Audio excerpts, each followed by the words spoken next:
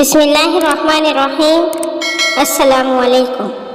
نوفل بن ماہک کہتے ہیں کہ نجران کی مسجد میں نے ایک نوجوان کو دیکھا، بڑا لمبا چوڑا، بھرپور جوانی کے نشے میں چور، گٹے ہوئے بدن والا، بال کا ترچا، اچھے رنگ و روغن والا، خوبصورت شکل میں نگاہیں جما کر اس کے جمال و کمال کو دیکھنے لگا تو اس نے کہا، کیا دیکھ رہے ہو؟